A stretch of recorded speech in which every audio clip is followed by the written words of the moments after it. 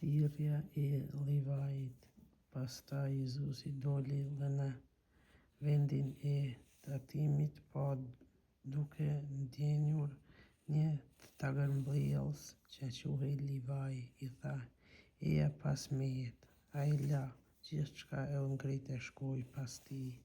Pastaj Livaj i merri gati në shtëpinë e vet një agosti të madhe, bashkë me Jezusin rrinin në tryez shumë tagërmbëllës e njerëz tjerë.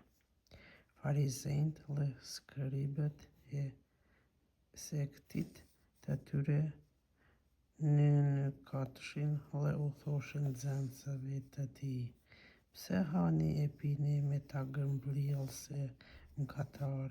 Jezusi u përgjigji: "Të shëndoshët nuk kanë nevojë për mjek, por të sëmurit.